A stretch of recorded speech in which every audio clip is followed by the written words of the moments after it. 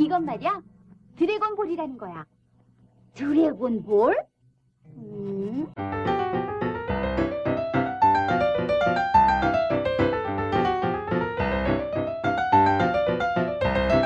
Hello and welcome to Comic Book Movie Oblivion, the podcast about feature films based on comic books and comic strips that people have stopped talking about. We are your hosts. I'm Jordan, and with me today, born from an egg on a mountaintop, the great sage, equal of heaven, it's Kumar. That's me. This week we are talking about the 1990 Korean version of Dragon Ball. Yes, called, I've seen different translations of its name. Fight Son Goku, Wins Son Goku. Yeah, that's a literal one, and there's another, I don't think this ever got an English release. No. But there's another title. Unlike last week's. Yeah, bafflingly unlike last week's, yeah. But this is a year earlier. That's so, yeah. We weren't going to do this one, initially, because I couldn't find it. Because on YouTube, it's on the Wu-Tang channel. Yeah. But it only has Spanish subtitles, I think. That's correct. So we weren't going to do it. But then you found this one on archive.org. Somebody has... So I'm looking at it now. It says, the only subs available seem to be Spanish subs that were auto-translated to English on YouTube. So I cleaned them up and re-edited them. Yeah. So it's been AI translated from Spanish to English. Yes, and then cleaned up. I don't think much was lost, frankly. I don't think... Yeah, I agree. But I think I have some issues with the cleanup job. Sure. And we'll talk about that. There's no credits on the archive site for who did the who did it. But when you start the video, there's a credit there called Haruko S as somebody who translated it, and then it was edited by Shadell. Who are these people? I don't know. It doesn't matter. Okay, this so film does not have much of a digital footprint. Yeah. It's worth stating for the record. So we're talking about a Japanese manga that's been translated into Korean, and then a film has been written in Korean about the Japanese manga. Yeah. Then someone at some point has done a Spanish translation of the Korean film. Yeah. Then that Spanish translation in subtitles has been added to a YouTube video, which has then been machine translated into English and then cleaned up by a presumably native speaker of English, not Spanish. Yes. So, I think most of it comes through. But how would you know? I think so. I don't know, but I think the translator would have the option of going back to the original manga and just like hopping lines out of it. But so we can't really judge the movie on the language, on the dialogue, sure. On the dialogue. Yeah. So we'll set that aside. Now, pause the podcast. So we're not going to talk about the comics this week because we talked about them last week. It covers the same territory of the first two volumes. Exactly. Right. So if you listen, more so than last week's covers the first two volumes. So if you listen to last week's podcast, you already know what's going to happen in this movie because it's the same as the manga. It's exactly the same as the manga. So I guess don't pause the podcast. That's right. It might have been spoiled for you last week. But go read those. And I would say, you don't need to pause. But we're going to spoil the movie because we're going to talk about it. But it's just the same as the comic anyway. And it doesn't really matter. That's so. Okay. This movie is really crazy. Yep. And I would say, even though it's closer to the comic, somehow it seemed crazier than last week's episode. I don't know why. And last week's was so bonkers. Yeah. And I'm looking at this thing and I'm going, oh, it's really close to the comic, but somehow in attempting to make it like the comic, the more they tried to cleave to it, the crazier it got, although there were some scenes where they were not from the comic, and that was also crazy stuff. Yes, very much so. But we'll talk about all of that. Yeah, well, I mean... Exactly. Just off the bat, is it crazier to cast a shape-shifting pig spirit as a man in makeup with pig snout, or an enormous rubber pig head? It's crazier. The pig head is crazier. Yes. You're exactly right. That's it. Because I've tried to be like the comic, it's like, I can't believe I'm looking at this. It's like a Thomas the Tank Engine face. The mouth barely moves. Yeah. It looks he has to pull it by hand. Sometimes he's pulling it by hand. And it looks like, it really looks like a Disneyland character. It's much too big for the body. Yeah. It's like meeting Mickey Mouse at Disneyland with this actor, this underpaid actor that's got this huge head on. Yep. And we got the same thing with this giant, bizarre pig head. Okay, start with a theme song sung by kids. That's usually a good sign, I find, for this kind of movie. Maybe. Then it starts, and it's just like the comic. Yeah. They cast a real kid. Yes. He's got a tail, unlike last week's episode. They've tried to give him anime hair, which is crazy, because it doesn't you can't do anime hair in real life. This is the whole point of it. They've put a bucket of gel on. They just put it like gel, so his hair goes like sideways. It doesn't go up in all. It doesn't spike in every direction. It's just like it looks more like Astro Boy's bizarre do than Goku's. It really is. It looks like some of the time it looks like horns. It's just you can see this quite easily. About the only thing you can find out about this movie online is what he looks like. Yeah. Because they've got posters and covers for the DVD, for the VHS rather. So you can see it, and it really does look wild. And it's shiny because it's slick with whatever they've greased it down with. It looks crazy. Yeah, it looks really crazy.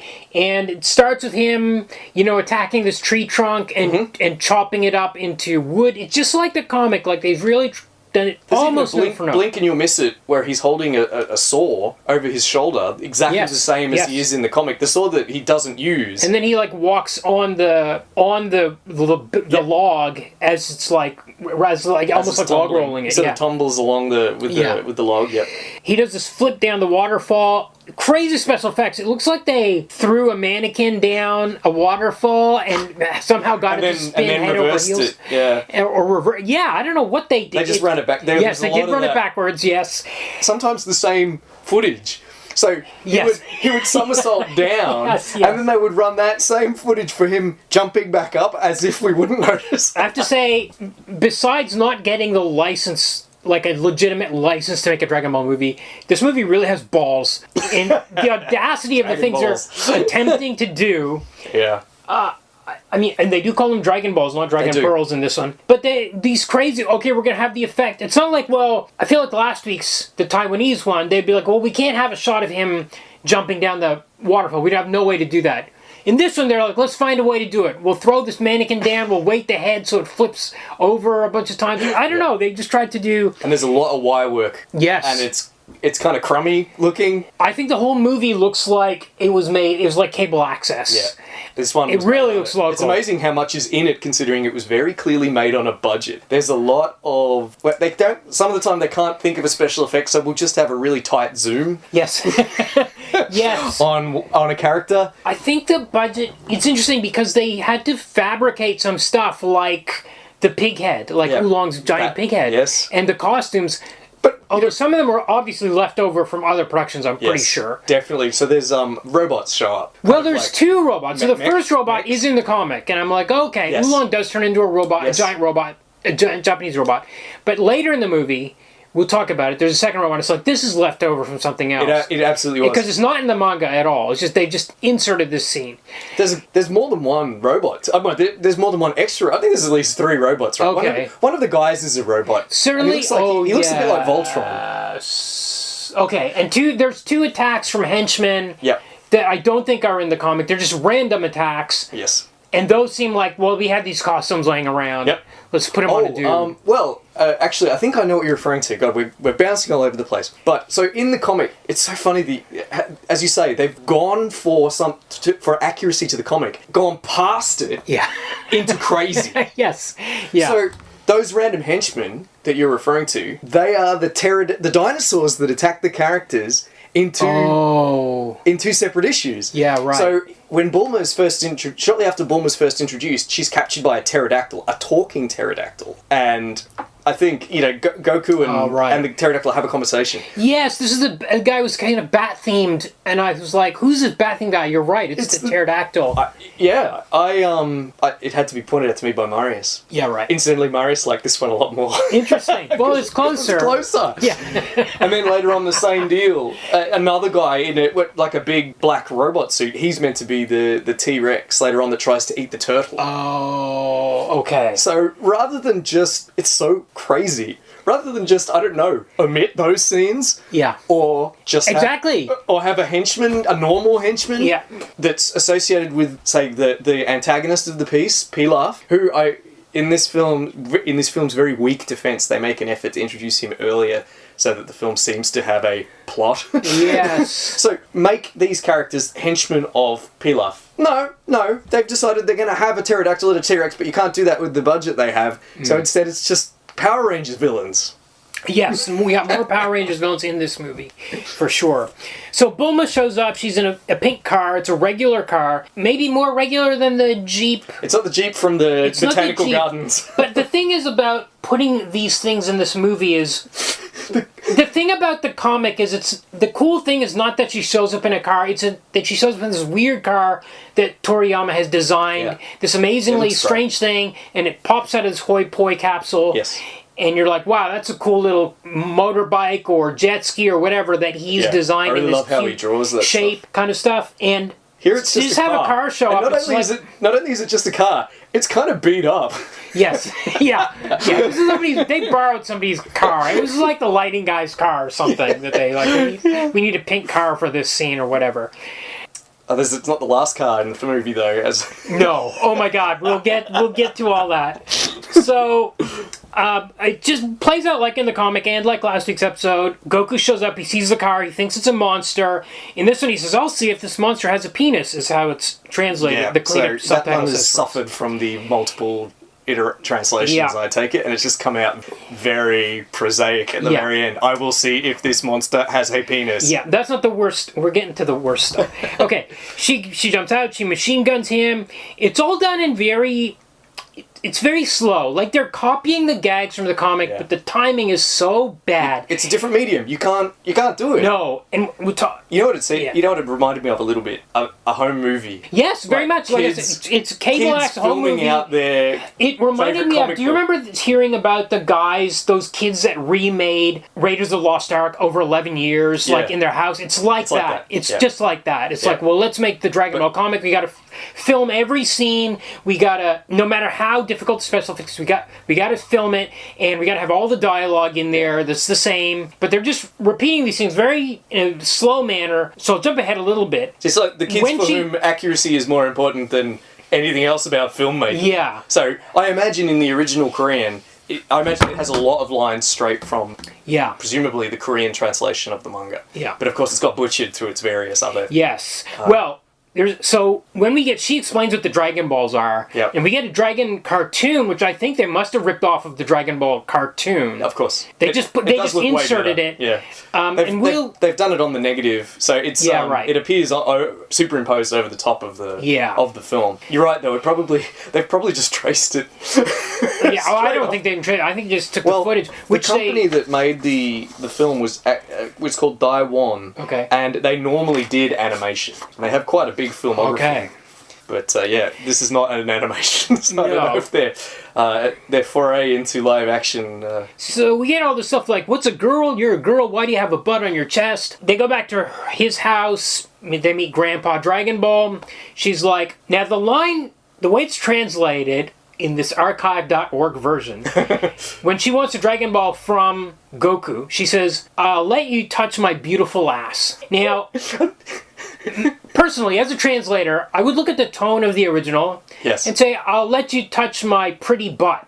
My cute butt," would be how I would translate that. Instead of, "I'll let you touch my beautiful ass." This scene is so gross and bizarre. I have to say, I thought the Bulma character was well cast, but it is weird, her sticking her butt out to this little kid and saying, "I'll let you touch my beautiful ass." And it's delivered very slowly. And in the comic, as I mentioned last week, like when she tried to jump on the cloud in the comic, she fell through. It was all in one panel. And in this moment, this gag in the comic is one panel. She says, "I'll let you touch my butt," or something like that. And he says, "Why would I want to touch your butt?" It's one panel. Yeah. And it's very fast. And that's why it works. And it's the angle, the composition of the panel, everything about it. Even in the two English translations that I've read of that gag, I don't think they even use the word butt. Right. I think the first one I read, the one said, "I'll let you have a peek." Ah, right. And the second one says something like, "I'll let you cop a feel." Right. Gotcha.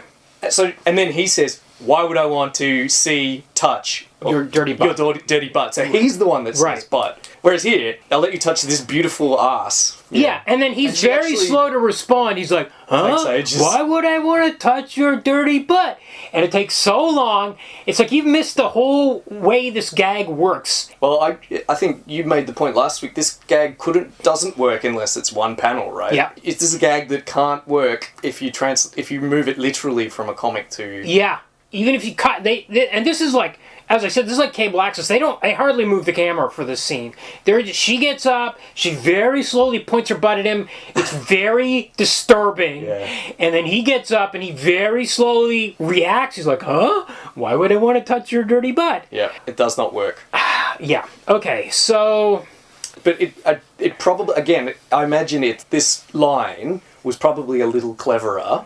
Yes.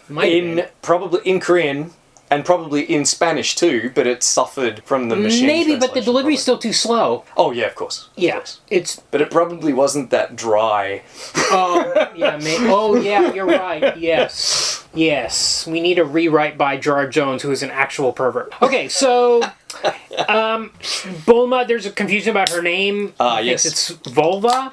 Okay, I wonder how this worked in Korean. I figured this out. Oh, okay. It's not Korean. It's from the Spanish translation. Okay. Okay, so I did some research. The Spanish word for vulva is vulva, but it's not pronounced vulva because it's Spanish. It's pronounced vulva. Okay. Which sounds like Bulma. Okay. So it would just a simple pun in the original Spanish. However, the machine translation has just changed the word vulva to vulva, and the joke no longer works. But who made those Spanish subtitles that would come up with that clever pun? That's a very difficult thing to come up with. Yeah. Well, whoever did the original dub whoever was fluent in both Korean and Spanish. Yeah. Because the Spanish subtitles must not have been machine translated. No. They must have been done by someone who cared, or someone who was a translator, in other words. Because they've come up with a clever... Because as we pointed out last week, Bulma is a play on words of bloomers in Japanese. Okay, so presumably the Spanish word for bloomers, which I did not look up,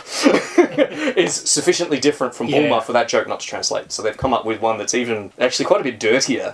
Yeah, and I'm not sure... He keeps saying vulva, and it's not clear if he knows what a vulva is, because he doesn't know what a girl is, so it doesn't make sense that way, but it adds up. Anyway, it doesn't matter, because it's not what's in the original Korean. But no, I'm glad you put it up, because I did that because of my detective work. Excellent. So we get hoi poi capsules in this version. She's actually got a can of them, but when you throw them, you just get like fireworks. They got actual fireworks. This is how we're going to do the special effects. This movie, just like last week's, likes its fireworks. Yeah. The compass, the detector, is a Nintendo Game & Watch. It is. They've barely hidden it. It's just a Game & Watch. Barely. Yeah. That was amazing to see that. Yeah. Maybe again that might be a visual gag because Dragon Ball is Japanese. Nintendo's Japanese. You know what? I don't think that's it. I think a lot of this stuff... So, I'm actually conflicted about how much work went into this movie or not. Because some stuff, like the pig head, like some of the costumes are like, wow, they put a lot of work into that stuff. But in other stuff, like the Nintendo Game & Watch, it's like, well, what do we have on hand? Yeah. And we've got this thing, and it's like, okay, that will be the... Absolutely. That will be the thing. And the big one for me is Puar. Yeah. Yamcha's buddy. That's an off-the-shelf soft toy. It seemed it's a soft toy, maybe, and I was like, did they fabricate this, or was this actual merch? Was this Dragon Ball merch? I'm 100% sure it's just it's not even a puppet. It's a soft toy. Well, but sometimes they move it a little bit. Yeah, I think they're just scrunching it from behind. Like, at no point does its mouth move. I think it's just smoking a cigarette at one point, which I loved. I really loved it. A cigarette in its mouth. But yeah, I thought this was like... I thought, okay, did they buy this off shelf? It looks like something you win at a fair. Yeah. Like... Oh, yeah. I am 100% certain they just bought... Someone... Yeah. So, how are we going to do Puar? So let's just go buy a soft toy. When you've got the soft toy, I'm like, okay, so the Game & Watch is just because they just had it around. Yeah. Somebody had this thing. They're like, this is what we'll use. This will do for a But scan. meanwhile, you've got the pig head and certain other stuff, and you're like, what? Are they're working on it? Emperor Pilaf looks fantastic. Yeah. They put big prosthetic ears on him and stuff. Way better than Lord Horn last week. He was very elaborate, but also his face barely moved. Yes, that's true. He looked like he was chewing whenever he tried to talk. Yeah. And of course, like nothing in the comic. Whereas this guy, he looks pretty good. Yeah. So, one thing I did notice that they skip over in this version is I don't think they ever mentioned that Goku was a martial artist. We don't even know how he's able to fight and do all. So it comes up like later, but it's not like at the very beginning, my grandpa taught me martial arts. He's like, what is this crazy kid doing? We get to the bath scene. The bath scene is in here where she bathes him. He's wearing a loincloth in it, but she never comments on his tail. No. It's just like... Oh, that's earlier on. She comments on his tail when she first meets him. Yeah, but she's not like... in the comic, she's like, oh, you're wearing a fake tail. And then when she sees it in the back, she's like, what? That's a real tail. Whereas in this, she notices it. She's like, that's a cute tail you've got. And then... So they will leave out some things. Yeah, but she never... the things that make the story make sense are left out. Yeah. Also, that whole scene should have been left out. Yeah. Definitely. Bizarre. I mean, this poor kid. Goku is supposed to be 14 in the comic, but he looks like a 5-year-old. That's very different from having this 12-year-old and a 14, 15-year-old kid in a loincloth in the bath. It was a bit grotesque. Bizarre, and she's not really protesting about bathing him or anything like that, like she does in the comic. Very bizarre. Odd choice to include. Although they are watching Dragon Ball on the television. They watch a Dragon Ball cartoon. That is, again, this movie is so ballsy, has such audacity to not have the license to make a Dragon Ball movie and actually put a clip from a Dragon Ball cartoon in the movie. You gotta respect it. That is shocking audacity. Yeah. I was in disbelief many times in this movie. I was like, I can't believe they're doing this. And we speculated last week that they changed Dragon Ball to Dragon Pearl to kind of scoot past the... Yeah, no, they don't care with this. No. They're like, we're going to call it Dragon Ball, we're going to put Dragon Ball cartoon in there. They give no fucks. Yeah. Yep. Yeah, as you say, this scene, there's a lot of very kind of upbeat music going on. Yeah. Chirpy, upbeat music. So we're clearly meant to find this hilarious. Yeah. But it's not. And like you said earlier, it's part of the reason is it's so slow. Yeah. They're just slowly delivering their lines, presumably straight from the comic. And I suppose it's like a pantomime of scenes from the comic. Yeah. And they're not funny at all. Because it's taking so long, and there's no matter how much jaunty music you use, you're not going to find it funny. No. I guess... And this movie's like an hour and 45. It's quite long. You could easily... have cut this. Chop some stuff out of this. But I guess the thrill for this movie has better reviews, has a better rating on IMDb than either last week's one... Or next week's. one. And presumably it's because of the... Leonardo DiCaprio pointy. Look, it's oolong. Right. Okay. Like people are just tickled enough to see the characters they recognise from the comic kind of being sleepwalked through in these slow scenes. Yeah. So we get the giant turtle, much like in the comic where Goku goes out to train and he's breaking rocks and he comes across this turtle that's wandered too far from home. This is a man in a full-size turtle suit. Yeah. Mm-hmm. And he's crawling on the ground. It's kind of like the Horta from the TOS episode Devil in the Dark. Oh, yeah. Very much. It's a creepy costume. Yeah. Very weird looking thing. I think it's from something else, again, because it transpires that the suit is not meant to be... You're not meant to wear it laying flat, because later he stands up in it. Oh, yeah. He fights. Yeah. We'll get onto that. Yeah. When the movie finally gets good. Yeah. But, so I don't think he's supposed to be lying flat, prone on the ground in this suit. So, as you say, it just looks really weird and creepy. Yeah. He demands the salt water, much like he does in the comic.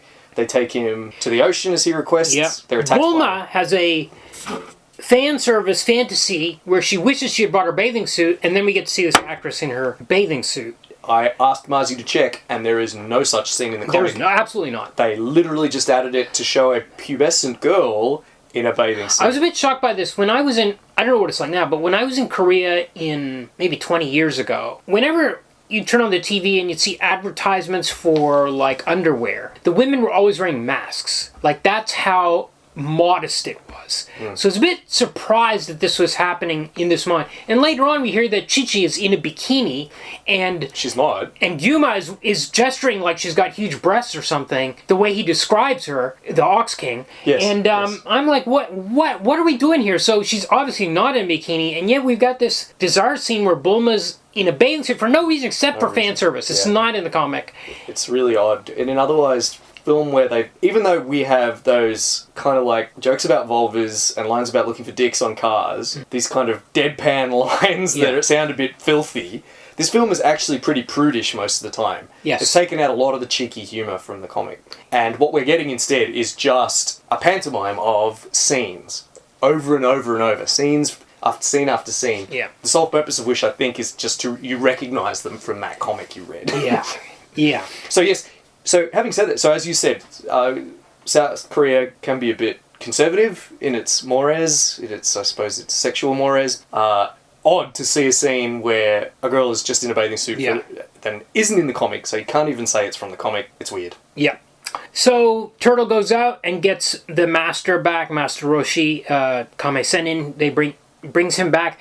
There's a scene where the Master Roshi farts on the turtle for some reason. I don't know what this was. Why? What was the point of this?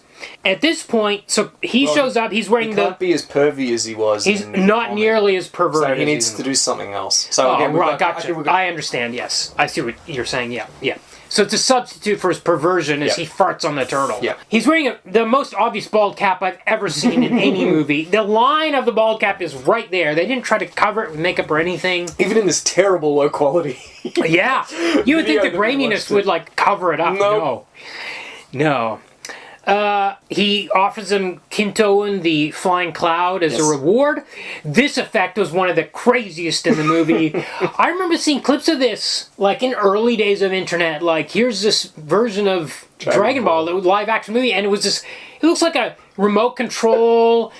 Maybe they put some cotton wadding on a remote control car of some sort and put a little action figure on top, and they zip it around so fast you can't really see that it's an action figure on there, but it's a hilarious effect.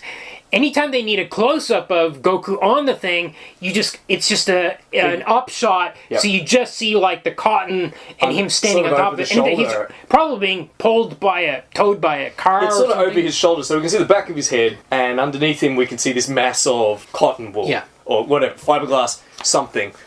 And whenever we see that, and they spend a lot of their budget on dry ice too. Oh yeah. There's a lot of dry ice in every scene. So, and it kind of works. It does kind of work. I actually thought the wire work actually kind of worked as with last week, and this one more so because you're just flying around so fast. Yeah. They really crank up the speed. Yeah. So you can't see how bad the effect is. You're just forced to experience it in a split second. Oh my god, what am I watching? And watching this cloud zip around at super speed. What a contrast it makes to the slow dialogue. And and as you say, and motionless camera. So they frame the shot, and then the characters just talk at one another, or it's shot reverse shot, and they talk for ages, and it's almost like they're waiting for a laugh track that isn't there. And then compared to the action sequences where they crank the camera up to double speed, everyone's being yanked everywhere by wires. Yes. People are running up to the camera and sort of shoving their face in it or closing their hands on it. Yeah. And it couldn't be more different. Yeah. This film is nuts. Yeah. It's a film of extremes. Yeah. So then they follow the compass to the town that Oolong is terrorizing. When he first shows up, he's not a big beast. He's the handsome man in a suit. We don't have Bulma. Bulma does want a boyfriend, but she doesn't rush out at him this time. Goku comes out dressed as a girl. It plays like the comic. He needs to pee. Yeah. Oolong's freaked out that he's peeing standing up. He's indoors in this. Oh yeah. They're actually in a game arcade. Yeah. You see the sign in English. It says game arcade on there. I couldn't make it I was like, I can't believe they didn't angle this shot. Just frame the shot so you don't see the words game arcade. No, they didn't care. This film gives no fucks. No. No, it absolutely does not. It's like, Goku is hit with an axe, much like he is in the comic. When they open the door to the house or wherever it is, the homeowner hits him with an axe, just like he does in the comic. Yep, they put it all in there. It's all in there. Although Oolong uses nunchucks as a weapon, which he never did. Their actor knew how to use them. Yeah. The stunt guy inside the Oolong costume could use nunchucks. That's why. Yeah. So that plays out the same. They beat Oolong. They force him to come along. They go on a jet ski. Again, it's a regular jet ski. It's not a Toriyama designed vehicle. So you're just like, does it matter? Why? Yeah, why? Because it's in the comic. And in fact, I said to Marius, because he was watching it with me, I said, Marius, they're on a jet ski. Are they on a jet ski in the comic? And Marzi went to the page, and no, it's a boat. It's a boat, yeah. But the panel that he turned to, I looked at the panel, and then I looked at the TV, and they'd framed it the exact same. Yes. They had they had a hill in the distance Yeah. and the water in the foreground, Yeah. and them moving from left of the screen to right of the screen. I just happened to look up, and they absolutely blocked it out the same way. Baffling. Who made this movie and who did they make it for? These are my two questions. It is baffling. It is confounding at every turn. It's like super fans made it. Yes. But where did they For get all this money? Yeah, where did the money come? Exactly. Why would they spend their money on this? Of all things. So amazing. one of the henchmen turns into a giant centipede Yep. and fights. So they had a centipede prop. They had a centipede prop. Oolong has to fight it in the water, but it plays it very much like the Bela Lugosi octopus fight in Bride of the Monster, where yeah, he you know has what I to was gonna wrap say. the thing around himself. I was going to say it's like the Popeye octopus fight Yes. in Popeye, Yeah. where he has to do exactly the same thing. Yeah. Fight with an inanimate Yeah. rubber tentacle. Yeah. Now, in order to get Oolong to help them with his shape-changing powers, she gives him a diarrhea pill. Yep, the as in the laxative comic. jelly bean. But holy shit, this is the grossest shit. The diarrhea scene, we have to see this actor pull down his pants and like squat over a hole in the ground. And it was not like the comic where he runs off into the bushes and he's screaming or whatever, you can and hear we all, hear like, about crazy it. noises from behind the bushes. No, he have to digs see a hole this in the guy. sand and he straight up just lowers his ass into his bare ass. His bare ass into it, and we have to watch this. This guy with this giant, weird pig head. This weird, very eerie, disturbing giant pig head that he's got that doesn't, with a mouth that doesn't move unless he puts his hand in the mouth. Yes. And Goku's delighted at his Yeah. distress, which I don't think he was in the comic. I think he was always just like, what's going on? Yep. Most of the time. He's very innocent. He was not delighted that Goku's suffering, but in the movie he does. Oolong. Yeah. Okay, so now we see Puar, and I laugh, because this is a teddy bear that they have on some kind of string or a fishing rod that they're flipping around, so it's bouncing all over the place. They do that a lot, don't they? Flipping stuff around on He's on smoking. lines. There's one scene where I loved where he's on. They actually put this on Yamcha's shoulder. So the actor playing Yamcha's walking around with a teddy bear on his shoulder that he has to pretend is alive and Yeah, speaking and to him. someone must have been standing behind Somebody's him. standing behind because there's one shot where the tail is wagging. Yeah. So must be like crew just out of frame that's wagging They're the hiding tail. behind his back and, Yeah. and like making it talk, like wiggling it around, like making Yeah. it talk. Funniest thing. I just couldn't believe it. I couldn't believe what I was seeing. I was like, well, how are we going to do the Puar effect? Should we have an actor in a cat suit? No. Let's just buy this a kid's Puar merch, official Dragon Ball merch from Japan and put it in this movie. It was crazy. It was like, it was very much like, it was the opposite of a Muppets movie where Muppets has 20 Muppets and one human on screen. Yeah. Here we've got 20 humans and one Muppet walking around. This plush Soft Muppet. toy. Yeah. Yeah.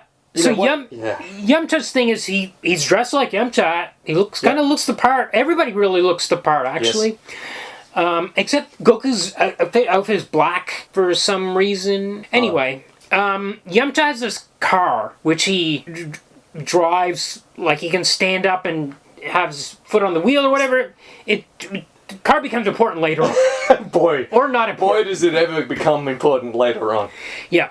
Yamcha... he had a car, I think, in the... Oh, he had the capsules, didn't he? Yes. Anyway, it doesn't matter. So it's sort of so he can road warrior around the place. Yes. And this car, is an absolute beater.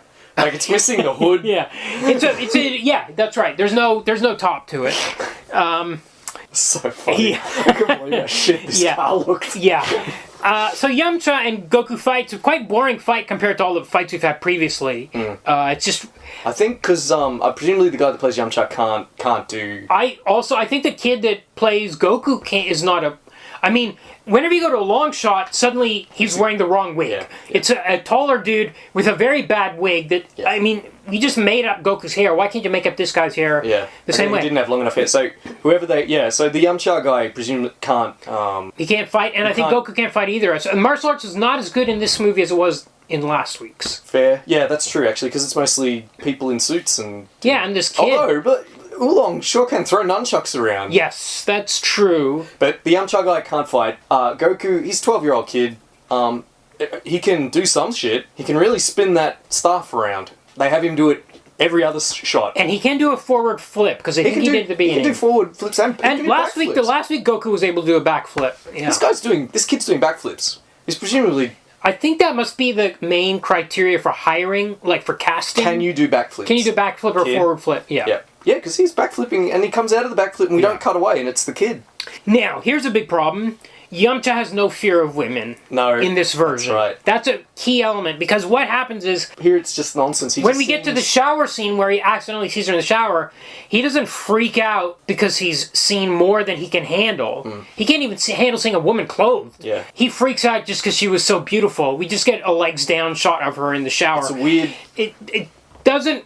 And then she's looking for a boyfriend. She thinks he's handsome. There's no reason for them not to get together right away. It's strange that they didn't carry this over, because it's not particularly difficult to shoot or anything. Offensive either.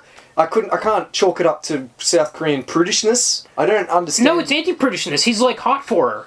As soon as he sees her, he's like, oh, beautiful, this beautiful girl. And he has this fantasy about marrying her. Yeah. And he's like... Well, it's very chaste, his interest in her. But so is being terrified of women, because you can't... Yeah, it's just...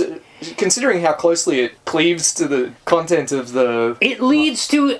Spoiler for the ending, they just decide they're going to get married in the final scene of the movie. Yeah. That's the only reason. Otherwise, you wouldn't be able to do that.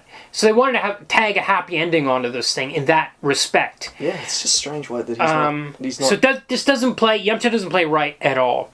So the next place they need to go is to Fry Pan Mountain. Yep. We meet Chi-Chi. She's actually got the helmet with the blade that she shoots off of it. Incidentally, this is an adult-sized helmet on a 10-year-old girl. Yeah. There weren't any kids' helmets. It's just whatever they had. It's weird, though, because they made the effort to build the blade on it to look just like in the comic, and it's removable, and she can throw it. And and they pull it off with wire, and then they stick it back on again by running the camera in reverse. Again, the same shot. Yes. It's fantastic. But yeah, they went to the trouble of making this prop. This is one they're not going to be able to use again, in another film. But instead of getting one that fit her head, it's an adult-sized one, so it looks absurd. Yeah. So weird. Yeah. I can only assume it was a mistake. Someone made the prop for an adult. Yes. And then it turned out, and then when they arrived on set with the prop that they worked on all night. Yeah, right. You're right. That's what happened. That's what happened. So they fight the Ox King. He wants Fry Pan Mountain, the fire put out. It's just like in the comics. Everything's exactly like in the comics except for these little bits. So they have to go back to Master Roshi. Which is called, to his place, which is called Turtle House in English. It's actually called Turtle House in English on there. It's a cheap little set. Looks like something out of Play School. Not like last week. No. Not like that incredible set which they blew up. Yeah. Yeah, no.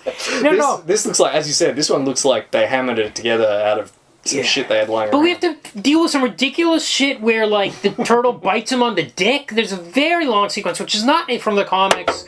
Why is it in here? I don't get it. He's not proven himself to be a pervert like he is in the comics at this stage. They can't have that. So instead he's just a little... I guess he's just goofy.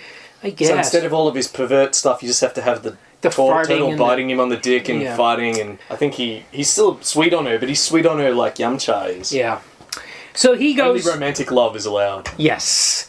So he goes to the mountain... Oh, go ahead. Wait, I just have to mention this. I did laugh at this. There's a pretty good gag here. He needs to go to the mountain, as you say. He needs to be flown there. It's because he can't go on the cloud. So he calls out for Gamera. Yeah, which he does in the comic. Oh, does he? Yeah, absolutely calls for Gamera in the comic, yeah. I didn't notice that in the comic. Yeah. I thought that was something they added. Oh, I was giving them too much credit. No, he does call for Gamera. The turtle monster that's from the movies. Yeah, like the Godzilla, the turtle version of Godzilla. Yeah, he's a rip-off of Godzilla, isn't he? Yeah. Although there were some good Gamera movies, especially in the 90s, we had a run of 3 pretty good ones. Oh, but not based on a comic, though, so no, outside the scope of our podcast. But in the comic, when he calls for Gamera, a Gamera creature shows up. And it's a spinning. Right. So when he travels, he rotates as he's traveling. That slow turtle that lives there we couldn't do the job. But in this, somehow... Oh, you're right. He calls does for Gamera, and the turtle... No, because they can't afford 2 costumes. They couldn't borrow the Gamera one. So he says, you ate him. Yeah, right. Which I quite like. I was tickled by the idea of Master Roshi eating Gamera. That actually works well, because at first they wanted the fan to put out the mountain, and he had lost the fan. He lost the fan. That's why he has to go there in the comic. Yep. And they've actually... So I guess it makes sense that not only did he lose the fan, he also ate Gamera. But, I did like that. The idea of him eating Gamera is this giant turtle monster. Giant turtle kaiju. But then, of course, he gets on the original turtle and flies him to the Fry Pan Mountain. How did that work? Yeah, okay. I'm asking a lot of this movie, I realise, but that turtle was stuck and needed to get to the sea. That's right. That's how he was introduced, and now it That's turns right. out he could fly all along. Yep. This Yep. isn't the fix that you think it is, maker of this film. Yeah. Does not add up. Even a line, so there could have been a line of dialogue to fix that. No. So he goes there, he does the Kamehameha on the mountain. It's not called that. Right. In fact, he just does a yell, like a Ki yell. But there's a great moment, quote unquote great moment, where when he rips off his clothes and he flexes his muscles, and how they're like, once again, they're like, well, this has to be in the movie because it's in the comic. Yeah. How are we going to do this? So they got this other actor, and they just make sure to frame his shoulder. They cut off the head, but they put a beard on him so that to make you kind of think that it's Roshi flexing his muscles. And but then after those, so they do. They sort of show the upper left and upper right quadrants of kind of the chest, so you can see the big bulging arm and a big shoulder, a beard hanging down, and kind of like a defined pectoral. Yeah. Then they show a close up of Roshi's face, like gurning. Yeah. Then they show the other side, same again. So he's becoming buff like in the comic. But then we go to a long shot, and he's just an old man again. Mm-hmm. Well, I guess he's used up his energy. Oh, yeah, okay. Maybe he's shrunk back down. Fair enough. I have some headcanon for that scene. I'll give it a little credit. I just thought it was hilarious. It was like, okay, we got to do this. So they found a guy with big muscles. Yeah. Somehow. They made the effort. It's just someone's uncle. Okay. Bodybuilder. Can you come on set? Yeah, so now... On the 11th day of our 11-day shoot. So Pilaf sends out this assassin called Murasaki after them. They go down into this mine with like mine carts in it, which is where the compass is leading them towards Pilaf. Yeah. This whole mine sequence is pretty crazy. But here's the craziest thing. They get magically teleported. The good guys get magically teleported out of the mine. This is really weird. Alright, so they have some long kind of fights where we cut away and Goku's become a man in a bad-fitting wig, and then cut back up. Then I think Yamcha has his back to a guy who's sneaking up on him. He, in what I imagine they thought would be a badass move, like something from Yojimbo or something, he pulls his sword out and in one move cuts the guy and then turns his back on him and puts his sword back in the sheath. But it's not as cool as it sounds because he does it very slowly. Yeah. And the guy just stands there. Yeah, and allows himself to be killed. Yeah. And then, but after he's been cut, he still stands there. And then they step away, and then he explodes. Yes. And then Yamcha is startled by the explosion. It's like, why are you... Which makes me think maybe pyrotechnic went off a little early. Oh, yeah, right. Because it doesn't make sense for Yamcha to be startled by the guy that he just killed in such a badass fashion. Right. And then, in the immediate aftermath of that explosion, they're beamed out of the cave. Yeah. Now, what's the sequence of events here? Here's the thing. Okay, so first of all, I want to say that in the comic, Pilaf is not in a cave. They go into this mine. They're teleported out. Now, this whole sequence where they're teleported out is not in the comic. This is new to this movie. It's one of the two freshest things in this movie, or newest, incomplete inventions. They're teleported out. They're attacked by a big robot. Yep. Not giant robot, like a dude in a suit robot. Is this Pilaf? Is he transformed into this robot? I don't think so. No, definitely not. Okay. Well, I'm not going to say definitely about anything in this movie, but I don't think so. I'll tell you why at the end. So I've got him down as... I thought he was Pilaf. Maybe, but they destroy it. They blow him to smithereens at the end. How do they do that? We're jumping ahead. Let's talk a little bit about this fight first. Okay. Alright, this is when the movie finally gets good. And not just good, but awesome. Yeah. There's a crazy sequence where Yamcha whistles. He whistles for his car like a horse. His car flies in, or rolls in. Yep. He gets his car starts flying. This car, and there's no wings or anything. It just starts flying around. He starts fighting this robot. They have hoisted this car up in the air. Yeah. And are swinging it around. Yeah. In a park. Yeah. Presumably with wires, because we can't see the wires. So the car is flying or is floating around in a circle in this park, shooting rockets or something at this robot, and the robot's shooting back. It is so awesome. Yeah. I couldn't believe that they lifted this car up. I couldn't believe it. I couldn't believe the effect. Like, I was impressed by the wire work before. Now they're doing it with a car. How do you lift a car up with wires? It must have been so dangerous. They must have totally hollowed it out. Right. Had no guts in it. Yeah. Just enough to hold his weight. That's why it's a beater, because they just... I mean, even the frame of a car's pretty heavy though, right? I suppose it depends on the car. I don't know. Well, it has no roof. I don't know anything about cars. But, yeah, it's just so bonkers. Still, it was... Yeah. So, like, Yamcha's standing up on the back of it. It's like he's flying on Goku's cloud. Yeah. But it's a car It's a car. It's a car. So nuts. I was so thrilled. I was just laughing and carrying on. Marius had stopped watching by this point. I was like, oh, my Marius, you gotta come back, you gotta see this! So, somehow, he lands the car. They haven't beaten the robot. Bulma decides she needs to fix her makeup. She looks in the rear view of the car. Yeah. Somehow, or the side view mirror of the car. Yes. One of the side view mirrors. Somehow, the glass shatters. She shatters it, right? By looking in it, by her beauty, I don't and know. then that somehow explodes the robot, which can see itself in the reflection. Now, maybe there's something lost in translation here. Maybe there's some Korean folklore about mirrors or something that we're just missing completely. Something is definitely missing, because it seems... Okay, I watched this several times trying to figure out what the hell was going on. Yeah. As you said, Yamcha and the robot have just had this big battle in the flying car. Totally awesome. But he didn't succeed, and he comes back and he says, I can't beat him. And then and then they say, where are the Dragon Balls? And then Bulma decides to fix her makeup, as you say. And she's either looking in the rearview mirror or perhaps in the rear windshield. It's not really clear. Then, it's hard to explain just how weird this is. With the camera angle doesn't change, but the robot wanders into shot behind them and just stands there while she's doing her makeup. For about 20 seconds. Yep. And then I think Bulma sees him in the reflection. She screams, and it looks like she throws something or does something with her hand. Then we get a close-up of glass shattering. Then the robot explodes. Explaining it doesn't make it make any more sense. Doesn't make sense. My conclusion was, as you said, sympathetic magic. She smashed its reflection and that destroyed it. Right. But we've had no sense that was something that was possible in this universe up to that point, and it never makes an appearance again afterwards, which makes me think, as you said, that we're missing some kind of key context here. Yeah. Perhaps South Korean cultural context. Yeah.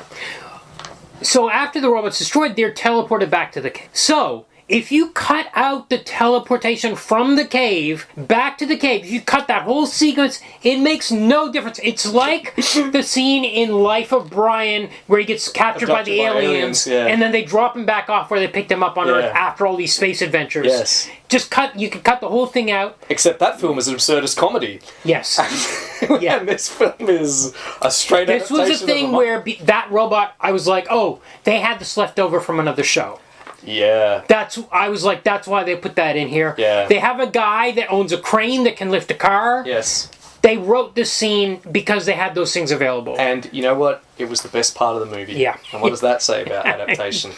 So, what was I going to say? Oh, yeah, I read, like I said, this film has a very small digital footprint, in English at least, but apparently that robot suit was very definitely left over from another film, specifically one called Sparkman. Okay, there you go. That either preceded or came out after this film. Okay. Citation needed, but there are just scraps here and there. Okay, so now finally they reach Pilaf. They have a big fight with him. It seems like Epcot Center. Like it looks like, I don't know what did they have a Disney ripoff in South Korea somewhere, because they've got the Magic Castle, the Cinderella Castle, and they've got the Epcot Center dome behind him in some shots, and I'm like, where is this? They did not go to Florida to film this. Yeah, I don't know where that would be. There must be somewhere in South Korea. I meant to look it up too, but I was like, if they've got a Disneyland ripoff in South Korea, that kind of explains the mindset of this movie. Like, oh, this is culturally, it's okay to do these local knockoffs. You know, I don't know. Anyway, so they have So then they go to what looks like a BBC quarry. Yeah. So, well, most of this movie's been in the BBC quarry, I think. And here we have the final fight, which goes. It's pretty long. Goes for about 20 minutes. Yeah. Oh, and we get the dragon appears too. Pilaf wishes for. Oh yeah, of course. This comes first. Yeah, Pilaf gets all the Dragon Balls together. He's about to summon the dragon, but he's very long-winded about, I want to be the greatest, the biggest, the blah blah. But I beseech you, dragon, I am the greatest. Oolong comes in. He's able to interact. It's a bit like the comic, because the others are trapped in a cave. They've only managed to blast a small hole with Goku's Kamehameha. Only Oolong has gotten out by changing into a bat, which is what happened in the comic. Yep. In this one, he wishes for a lot of panties. Yeah. And he also has a justification for it later, which is that he peed himself and he had to take some of Bulma's panties, and that's why he was short. Now, I think that was it. The way that they slap him after he says that makes me think that was supposed to be an excuse. Then he actually ordered the panties because he was a... Well, we haven't... There's been no indication that he's been a pervert up to this point. Yeah, that's right. And in the comic, the great thing is, he goes around wearing those panties on his head, and nobody ever asks him about it. Nobody comments on the fact that he asked for panties or that he's wearing them on his head. It's just like, that's who that guy is. Leave him alone. You're right. And here it's like a big production, like, why did you ask for those panties? Well, I stole Bulma's panties. And because it has to be, because we're prudish. This film is prudish. So we would only wish, they have to include the wishing for panties. And it's like, he asked for a whole pile of them, so there's a rain of panties. So I guess if there's more, it's less perverted. If he had just one, he could wear it. He did ask for panties off a hot girl in the comic. That's right, whereas this one he says, I want a lot of panties. I want a lot of panties. Yeah, you're right. I think it's a change to now, erring on the side of squeamishness. Yes, but despite the squeamishness and the prudishness, here we get the final fight, and much like last week, they're blowing these people up big time. Big time. Even more explosions than last week. Yeah, one of Pilaf's two henchmen gets they're called Shu and Mai. I looked that up. One of them gets a spear through them and like blows up. Another one gets the Kamehameha and blows up. Yeah, they take these minor injuries and then explode. Yes, it's so great. Yeah. Emperor Pilaf's fighting. This is really long, and you know what it reminds me of? The Dragon Ball Z cartoon. Right. Do you know how it would be episode after episode of them gearing up to fight? Yeah, it was this very long fight with people that aren't very good martial artists. A lot of wire work and, as you said, reverse, rewind the camera. Jumping up onto a hill behind them. Is it people jumping down from a big pile of shale and then jumping back up onto this pile of shale by running the camera in reverse? Yeah. Just that sort of thing over and over. People just doing kind of like kata forms by themselves. Yeah. Oolong gets out his nunchucks. Yeah. The turtle gets up on his hind legs and fights. Friggin' amazing. After everyone else is beaten, you think the turtle's going to be the one that delivers a finishing blow. It's not the case, but it's very close to the end. The turtle gets up and starts fighting. Oolong, at the end, Oolong and Goku team up and do a Kamehameha together. How can Oolong do it? Exactly. It's never been established. We even had the line earlier on that said that you need 50 years to learn to do it. Yeah. And then Goku does it much like he does in the comic, proving Goku's exceptional power, chi, whatever it is. But then Oolong can just do it. What? You can't have both those things? Yeah. This movie doesn't care. Yeah. By the way, a lot of fingers in the nose attacks in this movie. 3 or 4 times people get attacked by somebody else sticking their fingers up their nostrils. Not something that ever happens in the manga. No. And they even do it onto the Oolong mask, that big pig head. At one stage, Pilaf does it. Oolong drops his nunchucks at one point, which I reckon was an accident. Yeah. But he plays it off. He has to, because he can't see through his giant mask, he sort of feels around with his foot for it. So good. Yeah. But Pilaf goes Mike Tyson on Oolong and bites his ear in one bit. Yes. That was crazy. That Pilaf actor is constantly talking directly to camera. Yeah. He comes right up to camera, delivers his dialogue to camera. It's very Shakespearean, yeah. Very bizarre. And then he bit that rubber mask. I was like, that is dedication. Yeah, man. So then you said the turtle shows up and stands up. So I think the turtle was always meant to stand up, and they just had the poor bloke crawling in the dirt for half the movie. Yeah. And then the final shot is of what I assume is the entire cast and crew. Yeah. And it's only about 30 people. Yes, and then they set off an explosion behind them. That cost money to explode stuff. And it's like the end credits. This is the credit sequence where, for some reason, all the cast is together, giving a send-off, a goodbye, bow to the camera. This is typical of Korean films of the period, I don't know. But yeah, they say thank you for watching. Yeah. And it's like, seriously, there's fewer than 30 people, and I reckon it was the whole crew. Yeah. It's again reinforced the thought that I'm watching. The credits were very short, but maybe they were cut off in this copy. I can't remember. This is almost like this is this guy's weekend hobby. They just get together on the weekends with a couple of their mates. And they might have filmed it for years. Reenactment. Oh, except that kid didn't age. No, it was definitely not. But by the way, it seems though. Oh yeah, there's a scene where the Ox King sends Goku to find his daughter, Chi-Chi. Yeah. Goku goes off, he flies off in his kite and he finds her. Yep. She's down, she'd been running away from some dude, as she was in the comic, I think. And he gets her and they have to walk up a hill to the cloud. and they showed the whole walk up the hill. I was like, you gotta cut from the start of the walk to reaching the vehicle. This is common. This is filmmaking 101. You just go up, that's a smash cut right there. What are you doing? We get the whole walk up there. It's, in that sense, it's like the opposite of the comic. Like, you don't know where to chop stuff out. Yeah. Like, these moments to... Well, they have to get from the bottom of the hill to the top. You can just see them thinking, well, I guess we better show them walking up or people will be confused. Maybe they couldn't show the vehicle from the other angle for some... Don't know. The cloud? Yeah, I don't know. Anyway. This is really weird. Okay. Yeah. I think we're at the end of it. Okay, is there any... Did you find any trivia at all? I've said almost all of the trivia I got. There's very little. Okay. The only thing... There's only one thing left, and that is... So, as you can probably imagine, no one in this film really went on to bigger and better things. If you go to the IMDb site, the actors, their portraits are all their characters from this movie. Oh, okay. With one exception. Okay. The kid that plays Goku goes on to have a long career in South Korean cinema. Okay. But he is best known to the West as Player 101 from Squid Game, the tattooed gangster character. Okay, I haven't seen it. You haven't seen Squid Game? No. Well, here's it. When I saw that, it just did not compute, and I double and triple checked because that gangster character in Squid Game is hideous. Yeah. He looks like such a thug. And it's the same fresh-faced kid doing backflips in this film. Yeah. But it's 100% the same. Okay. All right. So that even more is an indication to me there was like a really amateur production that like somehow we got these I think people the together studio usually did animations, but they've done this live action, and they've hired amateur actors or non-actors to play these roles or something. Well, here's another thing about this film. Almost no one is in it, right? The cast is tiny. Yeah. So compared to last week, which has quite a large cast and a lot of extras, a whole village full of extras. Yeah. And soldiers, hundreds of people that soldiers, extra soldiers, about 10, 12 speaking roles. In this, in fact, there's fewer than probably 10 people in the film. Yeah, that's true. Even tiny. when they get to the village that Oolong is terrorizing, we only see the father of that girl. Yeah. And the girl. And that's pretty much it. Yeah, we don't see any other villagers. They had no actors in this film. Yeah. So strange, yeah. Which again, just bizarre. Yeah. So that's why I think that everyone was there in that final shot. I don't think there's anyone missing. You're right. Yeah, you're right. Okay, so let's, I guess, rate it? Yeah, let's do it. All right. Okay, rate the movie.